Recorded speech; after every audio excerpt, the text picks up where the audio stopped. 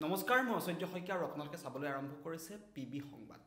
বিভিন্ন বা বাতৰি সমান্তৰালকৈ আমি আপোনালোকক কেতিয়াবা কিছু আচৰিত ঘটনাও জনাবলৈ চেষ্টা কৰোঁ, লগতে কেতিয়াবা কিছুমান ৰোমাঞ্চকৰ কাহিনীও আমি আপোনালোকক জনাবলৈ চেষ্টা কৰোঁ।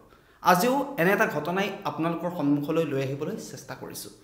আপোনালোকে কল্পনা কৰক, আপুনি ৰাতিপুৱা খুব সুন্দৰকৈ টোপনি গৈ আছে, শুই আছে, আৰু তেনেকুৱাতে আপোনাৰ ওচৰ চুবুৰীয়া বা আপোনাৰ কাষৰ যি ঘৰ ব্যক্তি আছে, কাষৰ যিটো পৰিয়াল আছে, সেই পৰিয়ালটোত থকা পোহনীয়া যিসমূহ কুকুৰা আছে, সেই কুকুৰাৰ মাত শুনিবলৈ পালে আপুনি, কাৰণ আপুনি শুই আছে, কিন্তু কুকুৰাৰ মাত শুনি আপুনি অতিষ্ঠ হৈ পৰিছে আৰু আপুনি এদিন দুদিন হয়তো সহ্য কৰিব পাৰিলে, কিন্তু তাৰ পাছত আপুনি যেতিয়া সদায় সেই সমস্যাটোৰ সন্মুখীন হয় তেতিয়া আপোনালোকে কি কৰিব?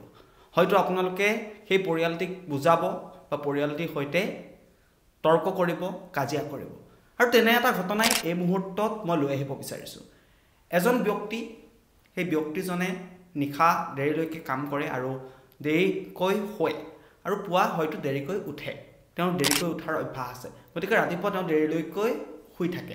কিন্তু তাৰ পাছত সেই ব্যক্তিজনৰ কাষৰ যিটো পৰিয়াল আছে, সেই পৰিয়ালটিয়ে পুহি আছে অসংখ্য মুৰ্গী বা কুকুৰাৰ সমান্তৰালকৈ বিভিন্ন ধৰণৰ পোহনীয়া জীৱ জন্তু তেওঁলোকে পুহি আছে। গতিকে সেই ব্যক্তিজন, যিজন ব্যক্তিয়ে ৰাতিপুৱা দেৰিলৈকে শুৱে, সেই ব্যক্তিজনৰ ৰাতিপুৱা টোপনি ভাঙে, কাৰণ কুকুৰাই পুৱাই ডাক দিয়ে আৰু কুকুৰাৰ মাত শুনি অতিষ্ঠ হৈ পৰে সেই ব্যক্তিজন, আৰু যাৰ ফলত দুইটা পৰিয়ালৰ মাজত সঘনাই বাক বিতণ্ডা হয়, সঘনাই হাই কাজিয়া হয়। কিন্তু এই কাজিয়াটো অলপ বেলেগ হ'ল, এইখন কাজিয়া এইবাৰ গৈ থানা পালেগৈ। সেই পৰিয়ালটিৰ বিৰুদ্ধে ব্যক্তিজনে এজাহাৰ দাখিল কৰিলে। মূল কাৰণ, পৰিয়ালটিৰ কুকুৰাৰ মাতত ব্যক্তিজনে শুব পৰা নাই। ব্যক্তিজনৰ সদায় টোপনি ক্ষতি হয়, সদায় ৰাতিপুৱা তেওঁ কুকুৰাৰ মাত শুনাৰ পাছতেই তেওঁ অতিষ্ঠ হৈ পৰে, যাৰ বাবে তেওঁ আৰক্ষী থানালৈ গুচি যাবলগীয়া হ'ল আৰু আৰক্ষীৰ ওচৰত এজাহাৰ দাখিল কৰিছে বুলি জানিব পৰা গৈছে। আৰু এইখন দেশতে এই ঘটনাটো সংঘটিত হৈছে। আচলতে আমাৰ দেশখনত নহয় কি, বিভিন্ন ধৰণৰ আচৰিত, বিভিন্ন ধৰণৰ আজব ঘটনা হৈ থাকে, আৰু শেহতীয়াকৈ সংঘটিত হোৱা এই ৰোমাঞ্চকৰ ঘটনাটোৱে এতিয়া সকলোৰে দৃষ্টি আকৰ্ষণ কৰিছে।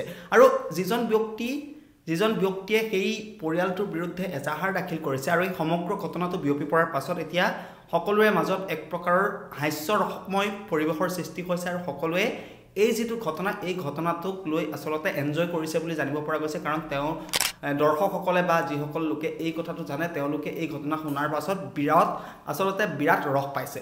কিন্তু প্ৰকৃততে ব্যক্তিজনে নিশা দেৰিলৈকে শুৱে, কাৰণ তেওঁ বিভিন্ন ধৰণৰ কামত ব্যস্ত হৈ থাকে, সেয়ে তেওঁ শুৱা পলম হয় আৰু ৰাতিপুৱা দেৰিলৈকে শুব বিচাৰে। কিন্তু কাষৰ ঘৰত থকা সেই পোহনীয়া কুকুৰাৰ যিসমূহ মাত, সেই মাতসমূহ শুনাৰ পাছত তেওঁ অতিষ্ঠ হৈ পৰি অৱশেষত আৰক্ষী থানা কাষ চাপিবলগীয়া হ'ল। গতিকে আমি জনাইছোঁ যে ৰাধেকৃষ্ণ কুৰুপ নামৰ যিজন ব্যক্তি, আৰু সেই ব্যক্তিজনে আদুৰ ৰাজহ সংমণ্ডলৰ কাৰ্যালয়ৰ চুবুৰীয়া অনিল কুমাৰৰ বিৰুদ্ধে এজাহাৰ দাখিল কৰিছে। ৰাধেকৃষ্ণ নামৰ এজন ব্যক্তিয়ে অনিল কুমাৰৰ বিৰুদ্ধে এজাহাৰ দাখিল কৰিছে। হয়, ৰাধেকৃষ্ণ নামৰ যিজন ব্যক্তি, সেই ব্যক্তিজনৰ টোপনি ক্ষতি হৈছিল আৰু অনিল কুমাৰৰ ঘৰত পুহি আছিল অসংখ্য কুকুৰা, আৰু অনিল কুমাৰ আছিল ৰাধেকৃষ্ণনৰ ওচৰ চুবুৰীয়া। গতিকে অনিল কুমাৰৰ পোহনীয়া কুকুৰাৰ যিসমূহ মাত, সেই মাতসমূহ শুনাৰ পাছত ৰাধেকৃষ্ণ অতিষ্ঠ হৈ পৰিছিল, তাৰ বাবে তেওঁ আৰক্ষীৰ কাষ চাপিবলৈ বাধ্য হ'ল। ইতিমধ্যে আৰক্ষী থানাত এজাহাৰ দাখিল কৰিছে বুলি জানিব পৰা গৈছে। আৰু আমি জনাই আছোঁ, কেৰালাত সংঘটিত হৈছে এই ঘটনা।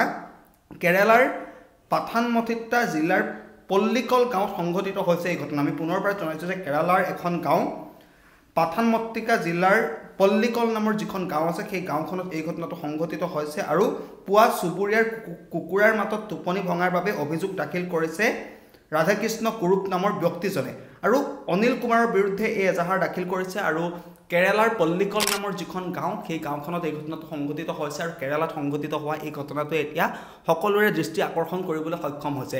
অনিল কুমাৰৰ বিৰুদ্ধে এজাহাৰ দাখিল কৰিলে ৰাধাকৃষ্ণনে। আৰু এই যিটো ঘটনা, এই ঘটনা সন্দৰ্ভত আপোনাৰ প্ৰতিক্ৰিয়া কি, কমেণ্টত জনাবলৈ নাপাহৰিব। আৰু বিভিন্ন ধৰণৰ বা বাতৰিৰ লগতে এনেকুৱা ধৰণৰ ৰোমাঞ্চকৰ কাহিনী চাই থাকিবলৈ আপোনালোক সংযুক্ত হৈ থাকিব পিবি সংবাদৰ সৈতে। ধন্যবাদ।